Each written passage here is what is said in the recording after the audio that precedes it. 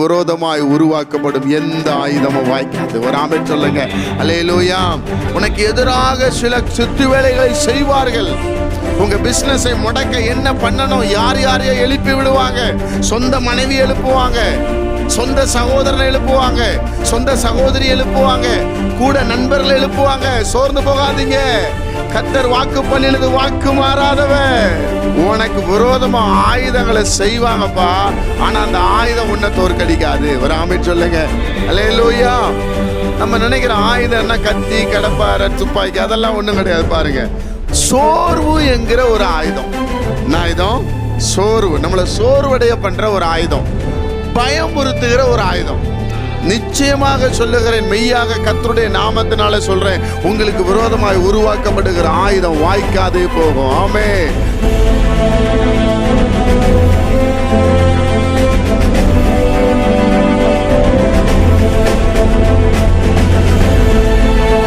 ஏசாயா தீர்க்கதரிசியின் புத்தகம் 54ஆம் அதிகாரம் 17ஆம் வசனம். ஏசாயா தீர்க்கதரிசியின் புத்தகம் 54ஆம் அதிகாரம் 17ஆம் வசனம். உனக்கு விரோதமாய் உருவாக்கப்படும், உனக்கு விரோதமாய் உருவாக்கப்படும் எந்த ஆயுதமும் வாய்க்காதே போகும். ஆயுதமும் வாய்க்காதே போகும். உனக்கு விரோதமாய் நியாயத்தில் எழும்பும் எந்த நாவையும் நீ குற்றப்படுத்துவாய். அல்லேலூயா.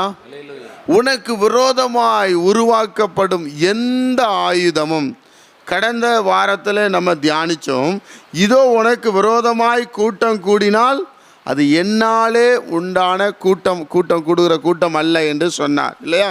என்னாலே கூடுகிற கூட்டம் அல்ல என்று சொன்னார். இன்னைக்கு ஆண்டவர் சொல்லுகிறார், உனக்கு விரோதமாய் உருவாக்கப்படும் எந்த ஆயுதமும் வாய்க்காதே போகும் என்று கர்த்தர் சொல்லுகிறார். ஒரு அல்லேலூயா சொல்லுங்க. அல்லேலூயா. அதாவது தமிழ் வேதாகமம் இவ்வளோ அழகாக எழுதியிருக்கிறார்கள். ஜனங்கள் உனக்கு எதிராக போரிட ஆயுதங்களை செய்வார்கள். நல்ல கவனிங்க. ஆனால் அந்த ஆயுதங்கள் உங்களை தோற்கடிக்காது. அல்லேலூயா சொல்லுங்க. அல்லேலூயா. உங்களுக்கு எதிராக ஆயுதங்களை செய்வார்களாம். நீங்கள் பரிசுத்தமாக வாழக்கூடாது, நீங்கள் நீதியாக வாழக்கூடாது, நீங்கள் வியாபாரத்தில் மேன்மை அடையக்கூடாது, உங்களை எப்படி விலை பண்ணிடலாம் என்று பல ஆயுதங்களை செய்வார்களாம். ஆனால் நீங்கள் கர்த்தருக்குள்ளே இருந்தால் அந்த ஆயுதம் உங்களை தோற்கடிக்காது. கைத்தட்டி கர்த்தரை மகிமைப்படுத்துங்க. ஒரு ஆமென் சொல்லுங்க. அல்லேலூயா. அதைத்தான் வேதம் சொல்லுகிறது. தேவ பிள்ளைகளே, நீங்கள் நன்றாக அறிந்து கொள்ள வேண்டும். நாங்கள் ஒரு வீட்டுக்கு நம்ம குடி போகிறோம் என்று சொன்னால், அந்த வீட்டுக்காரருக்கும் பக்கத்து வீட்டுக்காரருக்கும் பிரச்சனை வைங்களேன், நம்ம குடி போகும்போது அங்கே வராதிங்க என்று சொல்லுவாங்க. பார்த்துருக்கீங்களா? இதே போல தான் வியாபாரத்தில் உண்டு, இதே போல தான் வேலையில் உண்டு. இவனை வேலைக்கு எடுக்காதீங்க, இவனை கூட வைக்காதீங்க. உங்களுக்கு விரோதமாய் உருவாக்கப்படும் ஆயுதம். நீங்கள் ஒரு பிஸ்னஸ், லேண்ட் பிஸ்னஸ் பண்ணுவீங்க. உங்கள் பிஸ்னஸை கர்த்தர் ஆசீர்வதிக்க விரும்புவார். அந்த பிஸ்னஸை நீங்கள் பார்க்கும்போது, பேசும்போது உங்கள் பின்னாடியே போய் இந்த பிஸ்னஸ் அவங்களுக்கு கொடுக்காதீங்க. இப்படி ஏராளமான ஆயுதங்களை செய்வாங்க. திருமண காரியங்கள் பாருங்கள், நல்ல செட் ஆகிருக்கும், கொடுக்குற அளவு வந்துடுவாங்க. திடீரென்று யாரோ ஒருவர் என்ன பண்ணிடுவாங்க, போய் கெடுத்து விட்டுருவாங்க. அல்லேலூயா சொல்லுங்க. அதனால தான் வேதம் சொல்லுது, உனக்கு விரோதமாய் உருவாக்கப்படும் ஜனங்கள் உனக்கு எதிராக போரிட ஆயுதங்களை செய்வார்கள். பாருங்க, எப்படியாவது இவனை வேலையை விட்டு தூக்கணும், எப்படியாவது இவனை கூடாரத்தை காலி பண்ண வச்சிடணும், இவன் பிரேயரே பண்ணக்கூடாது அப்படி சொல்லி உனக்கு எதிராக ஜனங்கள் ஆயுதங்களை செய்வார்கள். ஆனால் ஒன்று உன்னை தோற்கடிக்காது. கைத்தட்டி கர்த்தரை மகிமைப்படுத்துங்க. ஒரு ஆமென் சொல்லுங்க. அல்லேலூயா. உங்கள் வேலையில் உங்கள் ஆசீர்வாதத்தை எல்லாம் தடுக்க நினைப்பாங்க. பைபிள் சொல்லுகிறது, அதைத்தான் சொல்லுகிறார், உனக்கு விரோதமாய் உருவாக்கப்படும் எந்த ஆயுதமும், நீங்கள் கர்த்தருக்குள் இருந்தால், நீங்கள் கர்த்தரை சார்ந்திருந்தால், கர்த்தரையே பிரதிபலித்திருந்தால், வேதம் சொல்லுகிறது எந்த ஆயுதமும் வாய்க்காது. ஒரு ஆமென் சொல்லுங்க. அல்லேலூயா. பக்கத்தில் கைப்பிடி சொல்லுங்க, உங்களுக்கு விரோதமாய் உருவாக்கப்படும் எந்த ஆயுதமும் வாய்க்காதே போகும். அல்லேலூயா. ஆயுதமே செய்யக்கூடாதுன்னு சொல்லக்கூடாது. ஆயுதம் செய்வாங்க. இவன் மேலே எப்படி வரலாம், இவன் கீழே கிளர்க்காக தானே இருந்தான், இவனுக்கு எப்படி மேனேஜர் போஸ்டிங் விடக்கூடாது, இவன் இவ்வளோ தானே சம்பளத்தில் இருந்தான், இவன் எப்படி இந்த பட்டணத்துக்கு வரும்போது ஒன்றும் இல்லாமல் தானே வந்தான், இன்றைக்கி என்ன இவனுக்கு வீடு வாடகை வருது, இவனுக்கு கார் வாங்கிட்டான், அதை வாங்கிட்டான், இதை வாங்கிட்டான், போரிடுவார்கள். பைபிள் சொல்லுகிறது, நான் சொல்லலை. உங்களுக்கு எதிராக எழும்புவார்கள். எந்தெந்த விதத்தில் உங்களை சீர்குலைக்கணுமோ, எந்தெந்த விதத்தில் உங்களை கீழே தள்ளணுமோ அத்தனை போராடுவான். நம்ம கூட தான் இருப்பான், வேற எங்கேயுமே இருக்க மாட்டான். எங்கே இருப்பான்? நம்ம கூட தான் இருப்பான். ஈசாக்கு துறவுகளை தோண்டும் பொழுது பொறாமைப்பட்டார்களாம். ஏன்? இவன் தோன்ற இடத்துலலாம் என்ன வருது? தண்ணீர் வருகிறது என்று சொல்லி. அதனால் தேவனுடைய பிள்ளைகளுக்கு ஆண்டவர் சொல்லுகிறார், உனக்கு விரோதமாக ஆயுதங்களை செய்வாங்கப்பா, ஆனால் அந்த ஆயுதம் உன்னை தோற்கடிக்காது. ஒரு ஆமீன் சொல்லுங்க. அல்லேலூயா. நம்ம நினைக்கிற ஆயுதம்னா கத்தி, கடப்பாரை, துப்பாக்கி, அதெல்லாம் ஒன்றும் கிடையாது. பாருங்க, சோர்வு என்கிற ஒரு ஆயுதம். என்ன ஆயுதம்? சோர்வு. நம்மளை சோர்வடைய பண்ணுற ஒரு ஆயுதம், பயமுறுத்துகிற ஒரு ஆயுதம். நல்லா பார்த்துருக்கீங்களா? நம்ம வேலை செய்யாமல் இருக்கிறதுக்கு நம்மளை பயமுறுத்தினா போதும், நம்மளை சோர்வடைய பண்ணால் போதும், நம்மளை அப்படியே அந்த வார்த்தையிலே நம்ம என்ன பண்ணிடுவோம், அப்படி எல்லாவற்றையும் இழந்து, நீ எல்லாம் வாழ்க்கையில் முன்னேறவே முடியாது, நீ எல்லாம் மேலே வரவே முடியாது, உனக்கெல்லாம் லைஃபு ஃபுல்லாக இவ்வளோதான் சம்பளம், நீ இதுக்கு அடுத்த ஸ்டேஜ் போகவே முடியாதுங்கிற சோர்வடைய பண்ணுறான் பாருங்க. அதுதான் ஒரு பெரிய ஆயுதம். கர்த்தர் சொன்னார், இன்னைக்கு வருகிற என் பிள்ளைகளுக்கு சோர்வுங்கிற ஆயுதம் வாய்க்காது சொல்லுன்னு சொன்னார். ஆமென் சொல்லுங்க. அல்லேலூயா. நிச்சயமாக சொல்லுகிறேன், மெய்யாக கர்த்தருடைய நாமத்தினால சொல்கிறேன், உங்களுக்கு விரோதமாய் உருவாக்கப்படுகிற ஆயுதம் வாய்க்காதே போகும். ஆமென். ஒரு அல்லேலூயா சொல்லுங்க. அல்லேலூயா. ஊழியத்தில் கூட சொல்லுவாங்க, உங்களெல்லாம் ஆண்டவர் பயன்படுத்தவே மாட்டார், உங்களுக்கு என்ன தெரியும் அந்த வேதத்தை பற்றி, என்ன வரலாறு தெரியும், இயேசு கிறிஸ்துனுடைய வரலாறு உங்களுக்கு என்ன தெரியும்? அப்படி சொன்ன உடனே நமக்கு ஒரு சோர்வு வந்துடும். ஐயோ, நம்ம பிரசங்கிக்க தகுதி இல்லாத ஆள் போல் அப்படின்ட்டு. இல்லை, நம்ம ஒரு பிஸ்னஸ் பண்ணுவோம், இந்த பிஸ்னஸ்லாம் வச்சுக்கிட்டு நீ ஆண்டவரை தேட முடியாது, நீ பண்ணுற பிஸ்னஸை வச்சுலாம் ஆண்டவரை தேட முடியாது. இப்படி சோர்வடைய பண்ணுகிற ஒரு ஆவி. எந்த விதத்தில் சோர்வடைய பண்ணலாம்? சிம்சோனை பெண்களினால சோர்வடைய பண்ணினான், பெண்ணினால சோர்வடைய பண்ணினான். நீ வளர்ந்து வரும்போது உன்னை எப்படியாவது சோர்வடைய பண்ணிடணும். பாருங்க, அவன் ஆத்துமா மரணத்துக்கு ஏதுவான எண்ணம் கொண்டதான். அவன் கேட்குறான், இந்த வல்லமை எங்கே இருக்குன்னு கேட்க அவன் ஆத்துமா விசனப்பட்டது. ஐயோ, இந்த ரிலேஷன்ஷிப்பை நான் ஏன் ஏற்றுக்கொண்டேன், இந்த ரிலேஷன் எனக்கு எதுக்கு என்று சொல்லி தொழிலாளி நிமித்தம் தினம் வாதிக்கப்பட்டான். ஆமென் சொல்லுங்க. அதான் சோர்வின் ஆவி, சோர்வடைய பண்ற ஆவி. 1000 பேரை கழுதை தாடையை கொண்டு அடிக்கிறான், 300 நரிகளை வாளோடு வாழ என்ன பண்றான், கட்டுறான். அவ்வளோ பலமுள்ள ஒரு ஆள். வீட்டை விட்டு வெளியே போகும்போது அப்படியே போகிறான், போயிட்டே இருக்கிறான், கதவு பேர்ந்து போகுது, மேலே தூக்கிட்டு போயிட்டே இருக்கிறான். சிம்சோனுடைய வல்லமை அவ்வளோ பலமாக இருந்த அந்த சிம்சோனை பைபிள் ரொம்ப அழகாக சொல்லுது, நித்தம் அவனுக்கு தேவனோடு இருக்கிற ஐக்கியத்தை கெடுத்து போட்டால் தலிலா. அப்போ யாரை எப்படி சோர்வடைய பண்ணணும், யாரை என்ன சொன்னால் சோர்வடைய பண்ணணும், அதுதான் இன்றைக்கு நாம் பார்க்க போகிறோம். ஒரு ஆமீன் சொல்லுங்க. அல்லேலூயா. சிலர் பண ஆசை இல்லாமல் இருப்பாங்க, அவங்ககிட்ட என்ன பணம் கொடுத்தாலும் இது எனக்கு வேண்டாம் அப்படின்னு போயிடுவாங்க. சிலர் பெருமை இல்லாமல் இருப்பாங்க, அவங்ககிட்ட நீங்கள் பெருமையாக பேசணும், ஐயா நீங்கள் அப்படி, ஐயா நீங்கள் எப்படின்னா கர்த்தருக்கு மகிமை உண்டாகட்டும் அப்படி சொல்லிட்டு போயிட்டே இருப்பாங்க. சிலருக்கு எதில் விளை வைக்கிறது, இதான் சாத்தானுடைய தந்திரம், இதுதான் சாத்தானுடைய கிரியை. அதனால தான் நம்ம இன்னைக்கு பார்க்க போகிறோம். பாருங்க, சோர்வு என்கிற ஆயுதம், நம்மளை சோர்வடைய பண்ணுகிற ஆயுதம். நீங்களாம் சொந்தமாக பிஸ்னஸ் பண்ண முடியாது, நீங்களாம் உங்களுக்கு சொந்தமாக கடை வைக்க முடியாது, உங்ககிட்டலாம் யார் வேலை செய்வா, நீங்களாம் வீடு கட்டவே முடியாது. சமீபத்தில் கூட ஒருத்தர் சொன்னார், இனி தாம்பரத்தில் வீடே வாங்க முடியாது. அப்போ யார் வாங்குவா? எவ்வளோ பெரிய பட்டணம், எவ்வளோ பெரிய ஏங்க, நம்ம ஆண்டவர், அகில உலகம் ஆண்டவர் கையில் இருக்குது. நம்ம உலகத்தில் ஒருத்தன் சொல்கிறத நினச்சி நம்ம என்ன பண்ணுவோம், அது சொல்ல, நீ தாம்பரத்தில் வீடே வாங்க. ஆமாம், மொத்தமே தாம்பரத்தில் 5 சென்ட் தானே இருக்குது, எத்தனை ஏக்கர் இருக்குங்க.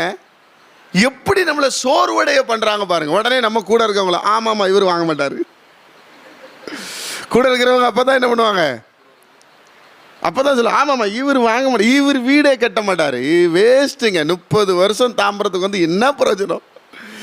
எவ்வளோ அழகாக சோர்வடைய பண்ணுறான் பார்த்துருக்கீங்களா நீங்கள்? கொஞ்சம் நம்ம வீட்டில் போய் சொல்லி, நம்ம வேலையில் கொஞ்சம் பிரச்சனை, உங்களுக்கு என்ன ஆளும் தான் பிரச்சனை, இதில் என்ன பிரச்சனை, ஏன் பிரச்சனை, இதுக்கு நம்ம என்ன ஜெபம் பண்ணோம், நம்ம ஆண்டவர் சர்வ வல்லமையில் தேவன் யாராவது சொல்லுவாங்களா? உங்களுக்கு என்ன ஆளும் தான் பிரச்சனை. சோர்வின் ஆவி, சோர்வடைய பண்ணுகிற ஆவி.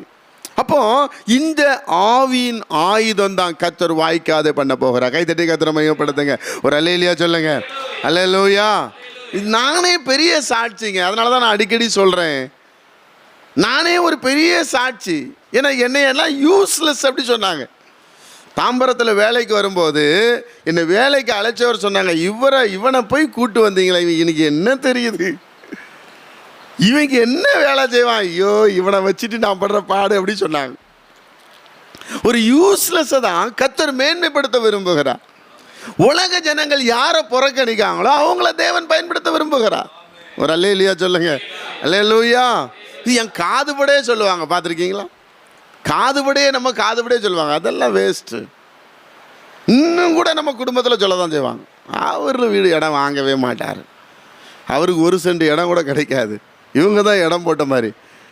வேதம் சொல்லுகிறது, துன்மார்க்க நீதிமானுக்காக சேர்த்து வைக்கிறான். கை தட்டுங்க பார்க்கலாம். ஒரு ஆமென் சொல்லுங்க.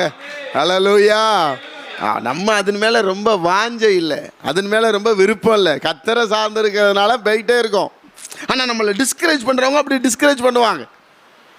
தேவ பிள்ளைகள் நல்லா அறிஞ்சுக்கிடுங்க, நம்பிக்கையை அற்றுப்போக பண்ணுகிறது போல பண்ணுவாங்க. ஐடியில் வேலை செய்கிறீங்க, ஆமாம் இன்னொரு 5 வருஷம் தாங்க, ஐடிலாம் ஒன்றுமே இருக்காது, இவர் தான் கண்டுபிடிச்சாரு. யோசிச்சு பார்த்துருக்கீங்களா? நான் நேற்று தினத்தில் பொன்னேரி வரைக்கும் ஒரு திருமணத்துக்காக போயிட்டு இருந்தேன். அப்போது முந்திலாம் பார்த்தோன்னா நம்ம அடையாளம் கேட்போம், எங்கே எப்படி வரணும்னு. இப்போ பாருங்கள், இந்த மொபைலில் மேப்பு ஒரு ஆப் இருக்குல்ல, அதை போட்டால் என்ன அழகாக கூட்டிகிட்டு போகுது. ஒரு இடம் கூட இன்னும் 20 மீட்டர் இருக்குது, 10 மீட்டர் இருக்குது, நீங்கள் திரும்பணும்னு சொல்லிக்கிட்டே இருக்குது. மனுஷன் கூட சொல்ல மாட்டான். கரெக்டாக கல்யாண வீட்டு வாசலில் கொண்டு விட்டுட்டுங்க. இது நமக்கு தெரியுமா வரும்னு? இந்த இம்முட்டுக்காண்டு ஒரு ஃபோனுக்குள்ளே எவ்வளவு மகிமையாக ஆண்டவர் வைத்திருக்கிறார் பாருங்க. நான் அப்படியே யோசிச்சுட்டே போகிறேன். அது பாட்டு சொல்லுது, நீங்கள் உங்களுக்கு இப்போ 2 ரோடு பிரிய போகிறது, அதில் நீங்கள் லெஃப்ட்டு போகக்கூடாது, ரைட்டு போகணும். ஏங்க யார் சொல்லுவா? நம்ம கூட உட்காந்துருக்கவங்க தூங்குவாங்க, ஒழுங்கா பார்த்து போக தெரியாது உங்களுக்கு அப்படி சொல்லுவாங்க. ஆனால் மேப் என்ன பண்ணுது, நம்மளை மரியாதையாக இவன் ரைட்டு லெஃப்ட்டு எவ்வளோ அழகாக ஆண்டவர் வடிவமைத்து வைத்திருக்கிறார். அப்போ ஆண்டவர் சொன்னாரே, நான் இன்னும் ஜனங்களுக்கு தெரியாமல் என்னென்னமோ வச்சுருக்கேன்றாரு. எங்கள் அப்பாவுக்கு தெரியல, என் தாத்தாவுக்கு சுத்தமாக தெரியாது. எங்கள் அப்பா மொபைலை வைக்கலை, கடைசி காலத்தில் நாங்கள் ஒரு பட்டன் மொபைல் வாங்கி கொடுத்தோம், அதையே 100 வாட்டி துடைப்பாவை. கடைசி நாட்களில் ஒரு டிவி ஸ்வீட்டி வாங்கி கொடுத்தோம், அதை ஓட்டுறதை காட்டிலும் தூக்கிட்டு போன நாட்கள் தான் அது எங்கள் அப்பா. ஆனால் நமக்கு பாருங்க, இன்றைக்கு ஆண்டவர் எவ்வளவு டெக்னாலஜியை வளர்த்து வச்சிருக்கிறார் பாருங்க. ஒரு அல்லேலூயா சொல்லுங்க. இவங்க எல்லாம் நம்மளுக்கு ஜட்ஜ் பண்ணுவாங்க, நீங்கள் வாங்க முடியாது, நீங்கள் இருக்க முடியாது. சோர்வின் ஆவி, நம்பிக்கை அற்று போக பண்ணுகிற ஆவி. உடனே என்ன சொல்லுவாங்க, நான் 5 வருஷத்தில் சம்பாதிச்சு சேர்த்துருங்க, நான் 5 வருஷத்தில் வீடு கட்டினாதான் உங்கள் பிள்ளைக்கு நீங்கள் செய்ய முடியும். பயம். ஏன்? அதுக்கப்புறம் சமீபத்தில் ஒரு தகப்பனாரை பார்த்தேன், 104 வயது அவருக்கு. அவங்க திருமண நாளுக்கு ஜெபம் பண்ணும்படி என்னை கூப்பிட்டாங்க. நான் அவர்கிட்ட போய் உட்காந்து ஜெபம் பண்ண. ஒரு சாந்தமான ஒரு மனிதன், அதிகமாக பேசலை. அவருடைய கொள்கை என்னன்னு கேட்டால், இந்த பூமியில் எனக்கு சொந்த வீடு இருக்கக்கூடாது. அவர் கொள்கையை பாருங்கள். நான் சொன்னேன், நம்மளால ஆச்சு அவர். ராமன் சொல்லுங்க. அல்லேலூயா. சொந்த வீடே இல்லை, 104 வயசுங்க. அப்போ நம்ம 45க்கே கவலைப்படுறோம். 104 அவரோட ஏஜ். கடந்த நாளில் அவர் மீட்டிங் வந்திருந்தார். அவர் சொல்கிறாங்க, சொந்த வீடே இல்லை, பிள்ளைகள் வாடகை இருக்கிறாங்க. அவர் சொன்னார், எனக்கு இங்கே சொந்த வீடு இல்லை, அங்கே இருக்குது. அவர் கொழும்பில் வேலை செஞ்சுருக்கிறாரு, கவர்மெண்ட் ஸ்டாஃபு, எவ்வளோ வாங்கியிருக்கலாம். அவருக்கு அதை விரும்பலை. உயிரோடு இருக்கிற நாளெல்லாம் ஆண்டவருக்காக வாழணும், வாழச்சியாக வாழணும்னு வாழ்ந்தார். கை தட்டுங்க பார்க்கலாம். ஒரு ஆமென் சொல்லுங்க. எங்கேயோ இருக்கிறவங்கள நான் சொல்லுங்க, என் கண்ணு முன்னாடி பார்க்குற. சமீபத்தில் போன வாரத்தில் தான் அவங்களுக்கு திருமண நாள். 104 இயர்ஸ், 104 வயசு. அந்த தாயாருக்கு 94 வயசு. அவங்கள போய் பார்க்கும்போது அவங்க சொல்கிறாங்க பாருங்கள். அப்போ நான் நினச்சேன், என்ன நீங்கள் உங்கள் பையெல்லாம் திட்டலையா?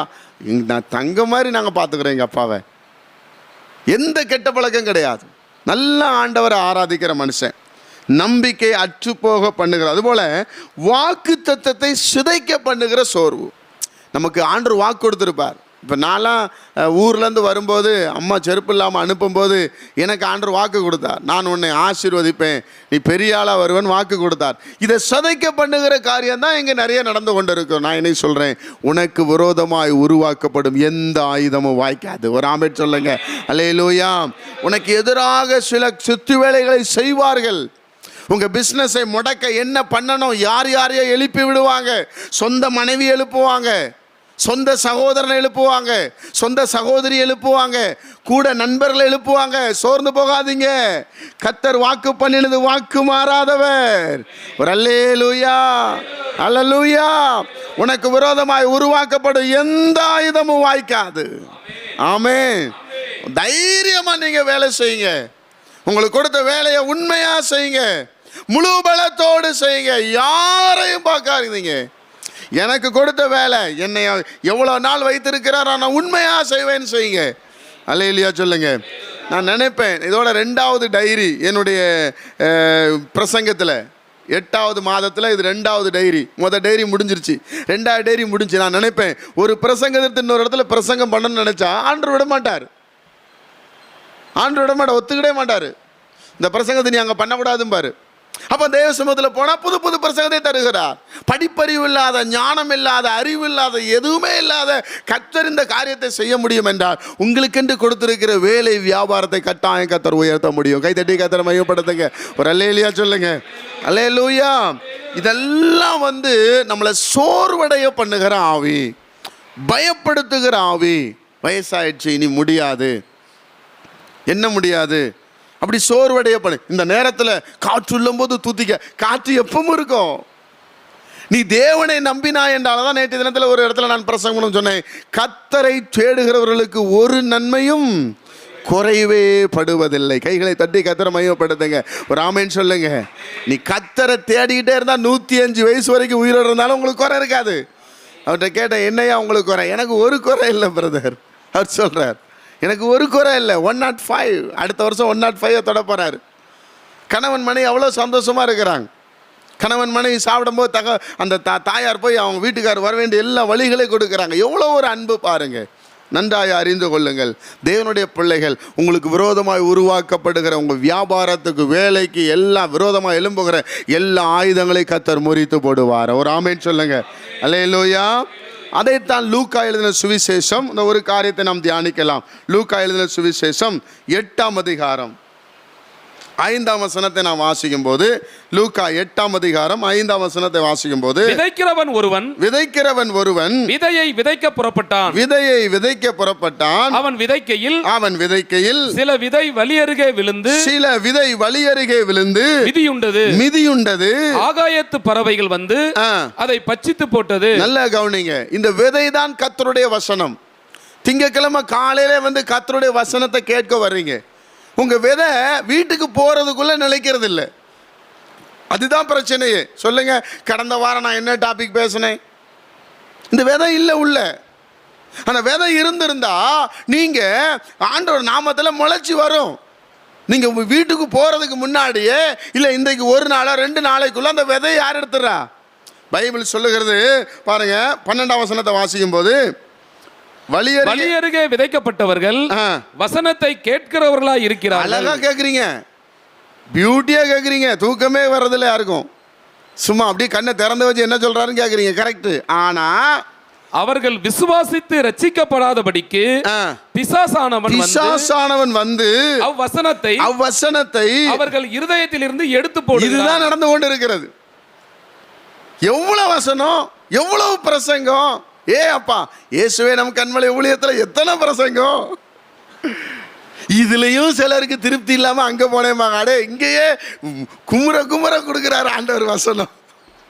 எவ்வளவு பிரசங்கங்க, மாசத்துக்கு எத்தனை செய்தி. அதுலயும் இந்த பேடு வாசிக்கிறவங்க, கீபோர்டு வாசிக்கிறவங்களுக்கு சொல்ல வேண்டாம். எவ்வளவு செய்தி. எங்க மாற்றம், வசனம் எங்க போகுது? பிசாசு எடுத்துறான். அல்லேலூயா. இங்கிருந்து போறதுக்கு முன்னாடியே எடுத்துறான். நான் ஒன்று சொல்கிறேன், கர்த்தருடைய நாமத்தினால நீங்கள் கர்த்தருடைய வசனத்தை கேட்டு அந்த வசனத்தின்படி வாழணும்னு நினைங்க. ஒரு ஆமென் சொல்லுங்க.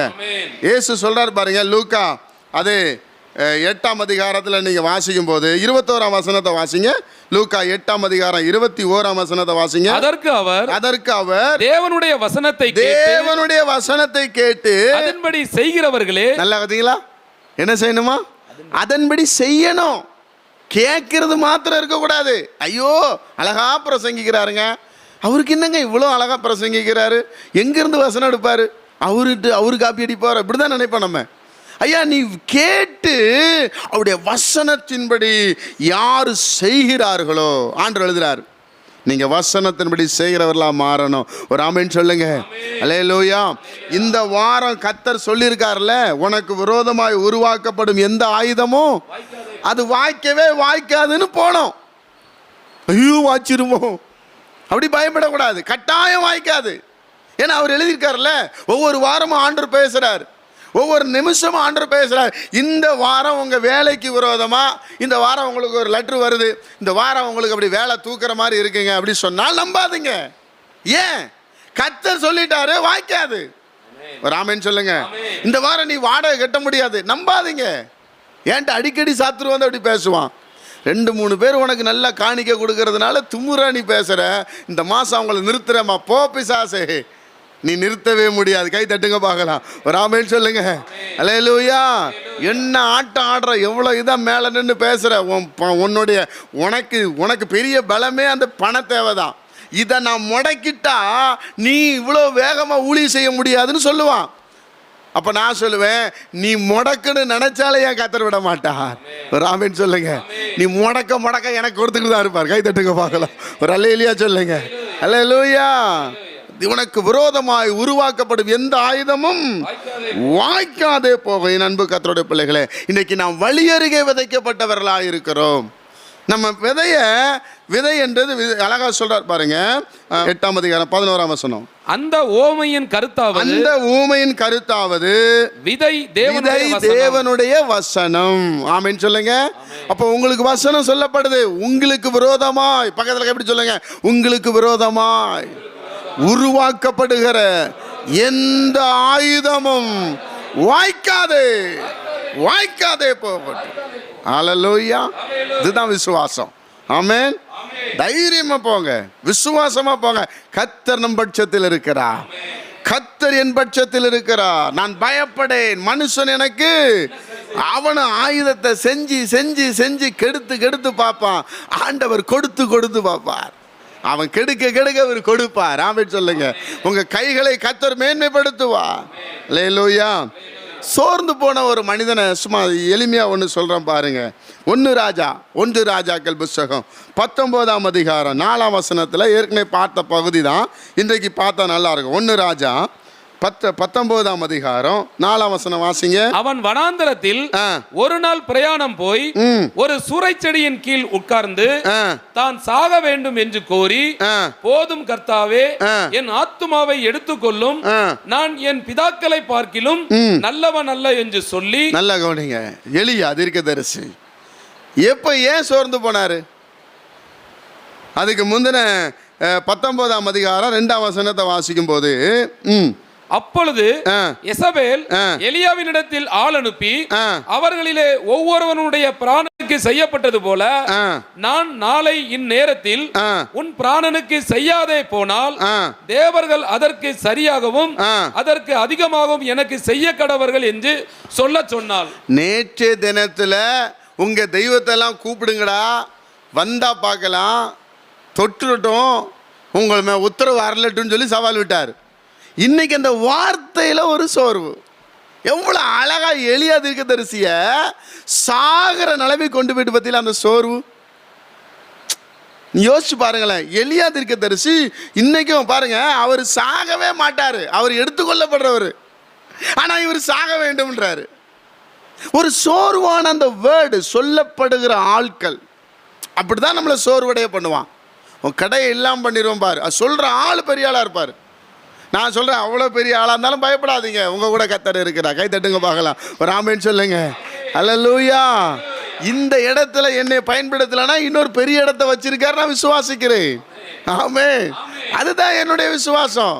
இதனால நான் முடங்கி போக மாட்டேன். என் வார்த்தை என்னை விட்டு எடுக்கப்பட்டு போகாது. நீ இந்த இடத்துல வேணா என்னை துரத்தலாம், இந்த இடத்துல பிரசங்கிக்கப்படாதபடி என்ன இயேசு கிறிஸ்துவே அந்த கிராமத்தில் பிரசங்கம் பண்ண வேண்டாம்னாங்களாம். அப்போ நம்ம எம்மாத்திரம் யோசிச்சு பாருங்க. அந்த வார்த்தை சோர்வின் அந்த வார்த்தை சொல்ல, நான் செத்துறேன் ஆண்டவரே. டே நீ சாவே மாட்ட. எவ்வளோ மேன்மையான ஆண்டவர் பாருங்க. நீ சாவேன்னு சொன்னதுனால அவர் நீ சாகவே மாட்ட, நீ எடுத்துக்கொள்ளப்படுவாடா. இந்த உலகத்தில் பார்த்தீங்கன்னா இருந்த தீர்க்கதரிசியில் எளியா தீர்க்கதரிசி எடுத்துக்கொள்ளப்பட்டார், சாகவே விடலை ஆண்டவர். ஆனால் அவர் என்ன சொல்கிறாரு? ஆமாம், இன்றைக்கி நமக்கு ஒரு மாதம் கொஞ்சம் சம்பளம் குறைஞ்சி வந்துருச்சு, ஏதோ ஒன்று குறைஞ்சி வந்துருச்சுன்னா நம்ம என்ன சொல்கிறோம்? இன்னும் அதை படிச்சிருந்தா நல்லா வந்திருக்கும், இது படித்ததோடு கூட இதையும் படித்ததுனால ஏதோ உங்களுக்கு என்ன படிப்பு கொடுத்தாரோ அதில் ஆண்டவர் ஆசீர்வதிச்சு வேண்டப்படுது. கை தட்டுங்க பார்க்கலாம், ஒரு ஆமென் சொல்லுங்களேன். உன் கைகளின் பிரயாசத்தை நீ சாப்பிடுவா என்று கர்த்தர் சொல்லுகிறா. உனக்கு பாக்கியமும் நன்மையும் உண்டாயிருக்கும் என்று கர்த்தர் சொல்லுகிறார். உனக்கு விரோதமாய் உருவாக்கப்படுகிற எந்த ஆயுதமும் வாய்க்காது. அல்லேலூயா சொல்லுங்க. போன மாசத்தை காட்டில் இந்த மாசம் மேன்மையாக தான் இருப்பீங்க. கை தட்டுங்க பார்க்கலாம், ஒரு ஆமென் சொல்லுங்க, ஒரு அல்லேலூயா சொல்லுங்க. சமீபத்தில் ஒரு தாயாரை சந்திக்க நேரிட்டது. அவங்களுக்கு ஜெபம் பண்ணும்போது அவங்க சொன்னாங்க, எனக்கு மாதத்தில் எங்கள் வீட்டுக்காரால் 50,000 ரூபாய் தான் எனக்கு வந்து பிஎஃப் பணமா அது ஏதோ பென்ஷன் பணம் வருது ஐயான்னு சொன்னாங்க. அப்போ அப்படி ஜெபம் என்ன, அவங்களுக்கு நிறைய தேவைகள், கொஞ்சம் சுகர் பிரச்சனைலாம் இருக்குது, மாதத்துக்கு 10 ரூபாய்க்கிட்ட மாத்திரையே ஆகுதுன்னு சொன்னாங்க.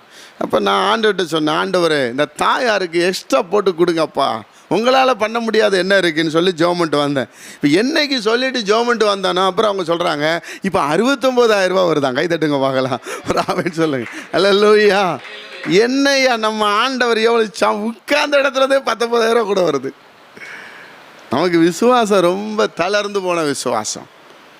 நம்ம எப்போவுமே இந்த செக்கு மாடு மாதிரி மாடே சுற்றுற மாதிரி நம்ம சுற்றிக்கிட்டே இருக்கிறனால தான் நமக்கு ஆசீர்வாதம் குறையுது. விசுவாசிங்க, ஒரு ஆமென் சொல்லுங்க.